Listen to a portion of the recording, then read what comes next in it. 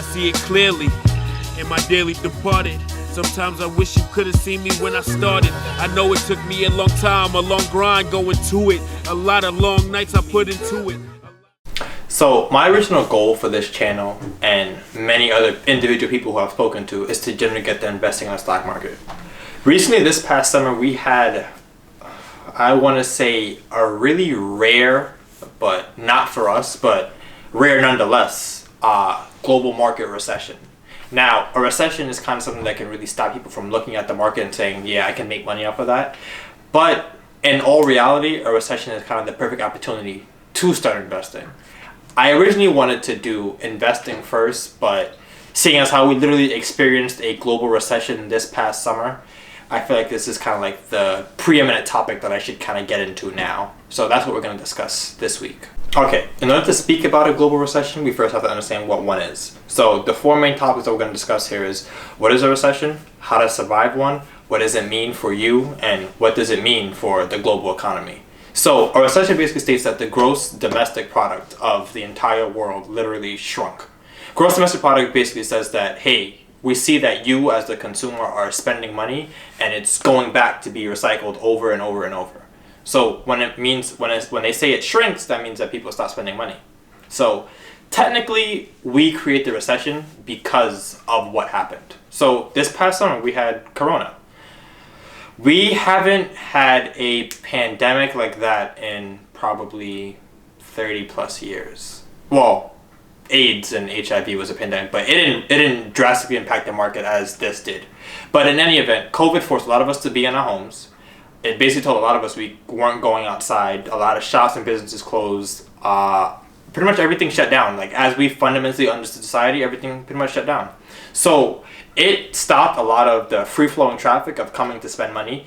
It literally broke the tourism industry because people weren't flying. There were no hotels. So think of all that money that was being spent that is no longer just circulating in the economy. So literally, as the economy reflected, everything literally tumbled. If you were a stock owner, there's a good chance you lost a bunch of money. I know I did, and I was staring at the market every day trying to figure out what the hell was going on. And for the life of me, I understand it now because the recession made for a really great opportunity. But nonetheless, for us to experience that as young investors, it's something that you can't make up. Like, it's something that you really just couldn't believe how many people were losing money literally weeks upon weeks upon weeks. So we're gonna get into like literally what it means to understand what happened, and then talk about how we can, I guess, prepare ourselves for another one, should it ever. Fingers crossed, of course. So we also had another recession about 2019, about 2007, so about 14 years ago, when George Bush was president. Oh God. Okay, that aside, that financial crisis literally crippled the economy to depths that our parents have never seen before, and for us to have experienced one now, it has been one hell of a summer.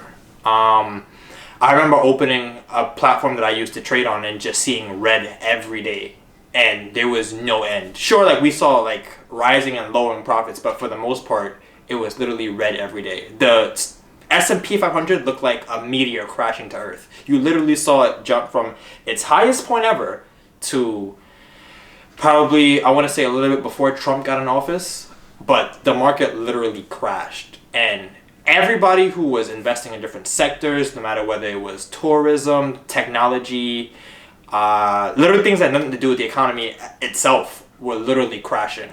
So it was more so a panic in terms of like what we could do as investors, because a lot of the times when we see red, we're prone to selling. We're prone to getting rid of the investment because it's no longer profitable.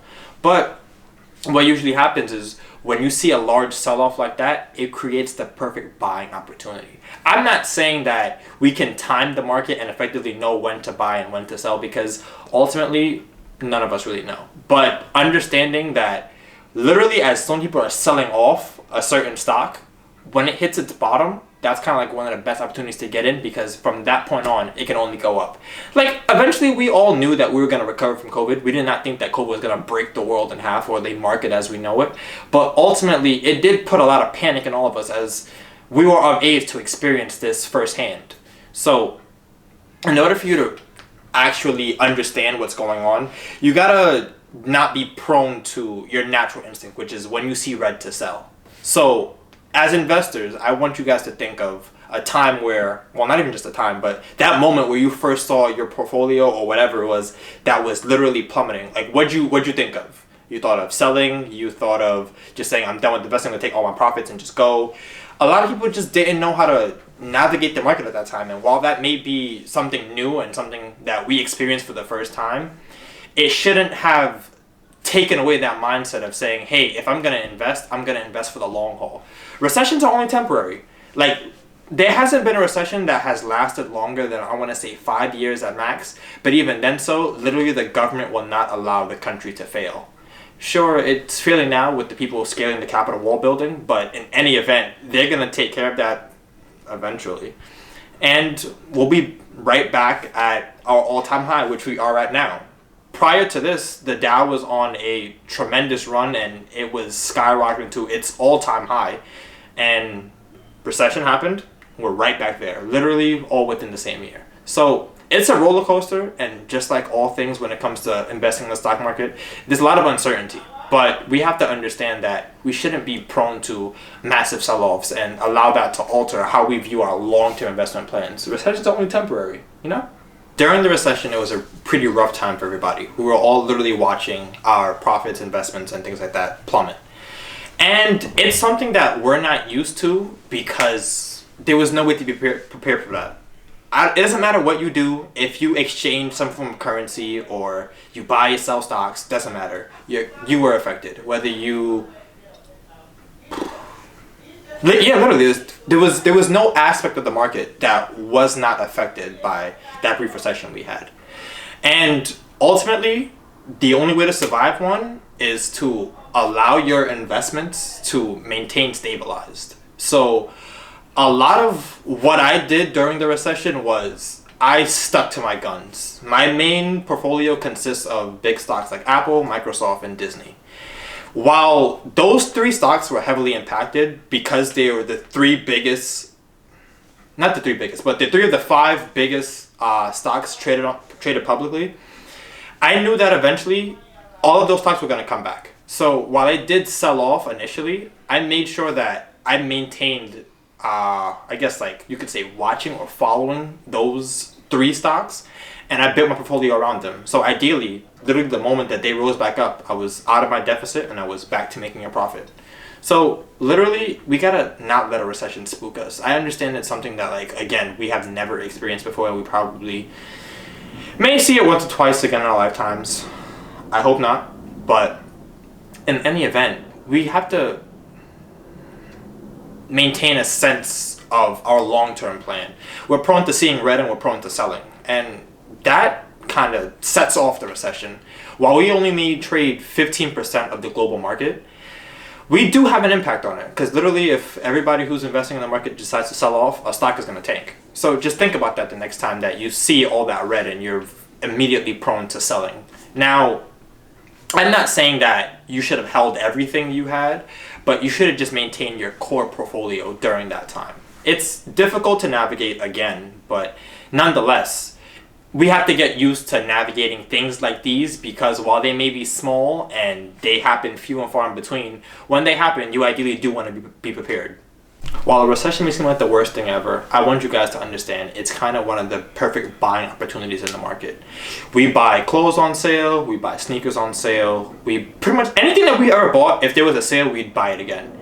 So think about the market like that. The market was literally on sale for 3 months. And did you capitalize on it?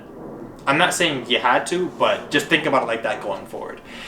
We don't got to time the market perfectly, but as long as we know that these core stocks and these core principles are going to bounce right back up, we should be fine.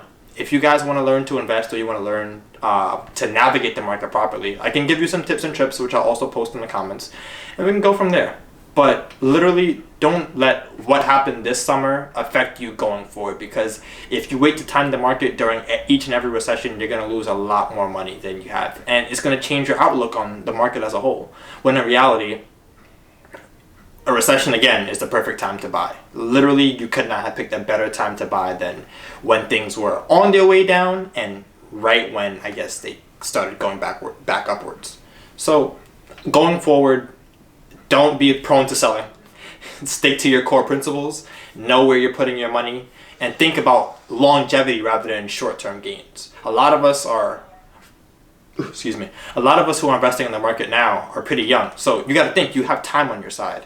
While we may not know, the inevitable, we do have time on our side for the foreseeable future. So your long-term investment should stay that way. Stay long-term investments. Don't be prone to short sellers. Don't be prone to those who say, oh my God, the market's crashing. What are we going to do? Because literally all you're going to do is try and time the market. And I don't care if you're Warren Buffett, Jeannie Buffett, Donald Sterling himself, or what's that dude's name who, can't even think of him. But don't try and time the market. Literally just stick to what you know and what you think will be profitable for you and just let ride it out. As long as you can ride out a recession safely, you will be okay. Just stick to your core principles and don't be prone to short-term selling. Thank you. I see it clearly in my daily departed. Sometimes I wish you could have seen me when I started. I know it took me a long time, a long grind going to it. A lot of long nights I put into it.